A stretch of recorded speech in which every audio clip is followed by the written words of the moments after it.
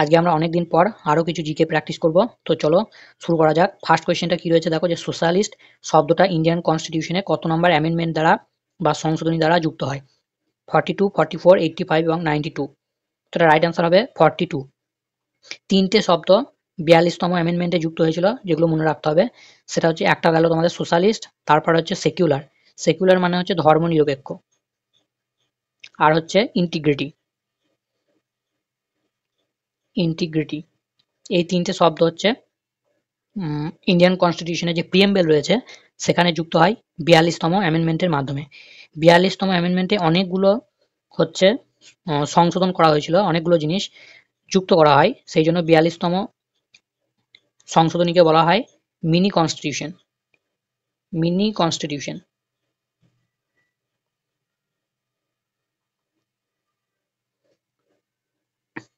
Next question কি আছে, যে তামাশা হচ্ছে কোন রাজ্যে প্রচলিত নৃত্য? পাঞ্জাব, উত্তরপ্রদেশ, মহারাষ্ট্র না মধ্যপ্রদেশ? এটা রাইট আনসার হবে মহারাষ্ট্র। মহারাষ্ট্রের আরও একটা বিখ্যাত নৃত্য হচ্ছে লাবণী। লাবণী। নেক্সট হচ্ছে যে সামার অলিম্পিক 2024 এটা কোথায় অনুষ্ঠিত হচ্ছে? আমেরিকা, ইতালি, ফ্রান্স না অস্ট্রেলিয়া? এটা হচ্ছে ফ্রান্সের প্যারিসে। আচ্ছা, নেক্সট তোমরা বলো যে সামার অলিম্পিক 2024 হচ্ছে থিম কি রয়েছে? থিম থিম কি রয়েছে? সেটা হচ্ছে গেমস ওয়াইড ওপেন।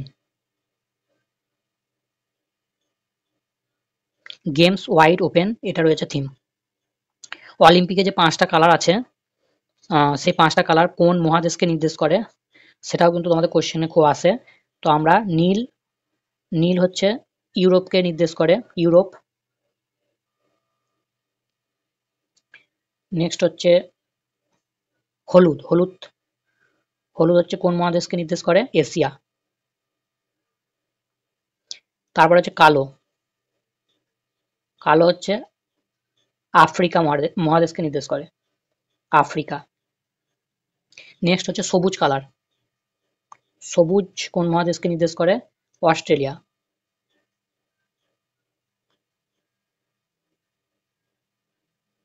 আর হচ্ছে লাল, লাল কোন মহাদেশকে নির্দেশ করে? আমেরিকা।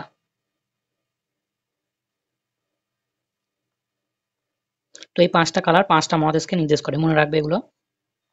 নেক্সট হচ্ছে ডাইরেক্ট অ্যাকশন বা প্রত্যক্ষ সংগ্রামের ঘোষণা করেন কে? মহাত্মা গান্ধী, খান আব্দুল গফর খান, সৈয়দ আলী জিন্নাহা এবং সৈয়দ আহমেদ খান? এটা রাইট আনসার হবে option C, Mohammad Ali Jinnah. Next হচ্ছে দুধের বালতি কোন রাজ্যকে বলা হয়? পাঞ্জাব, হরিয়ানা, উত্তরপ্রদেশ না মধ্যপ্রদেশ? এটা হচ্ছে হরিয়ানা। নেক্সট হচ্ছে আরণ্যক বইটির রচয়িতা কে? রবীন্দ্রনাথ ঠাকুর, বঙ্কিমচন্দ্র চট্টোপাধ্যায়, বিভূতিভূষণ বন্দ্যোপাধ্যায় এবং কাজী নজরুল ইসলাম? তো এটা রাইট আনসার হবে বিভূতিভূষণ বন্দ্যোপাধ্যায়। নেক্সট হচ্ছে রাজ্য পাবলিক সার্ভিস কমিশনের চেয়ারম্যান এবং সদস্যদের কে নিয়োগ করেন? রাজ্যে বলেছে, তো এটা রাইট আনসার কি হবে? এটা হচ্ছে গভর্নর বা রাজ্যপাল। নেক্সট হচ্ছে কার্গিল টার্নিং দ্য টাইড এই বইটার রচয়িতা কে? চেতন ভাগত, দুর্জয় দত্ত, মহেন্দ্র পুরী এবং অনিতা নিয়ার? এটা রাইট আনসার হবে option C, Mahendra Puri. Next হচ্ছে স্বদেশ বাহিনীর সম্পাদক কে ছিলেন? স্বদেশ বাহিনীর সম্পাদক অরবিন্দ ঘোষ, রামকৃষ্ণ পিল্লাই, সি আর রেড্ডি এবং অশ্বিনী কুমার দত্ত? এটা হবে রামকৃষ্ণ পিল্লাই। নেক্সট হচ্ছে সাতবাহন সাম্রাজ্যের রাজধানী কোথায় ছিল? অমরাবতী, গোলকোন্ডা, বিদর্ভ এবং হাম্পি? সাতবাহন এম্পায়ার, তার ক্যাপিটাল ছিল অমরাবতী। আর গোলকোন্ডা কার ক্যাপিটাল ছিল? গোলকোন্ডা ছিল শাহী বংশের রাজধানী, শাহী বংশ। হায়দ্রাবাদের শাহী বংশের রাজধানী ছিল এই গোলকোন্ডা।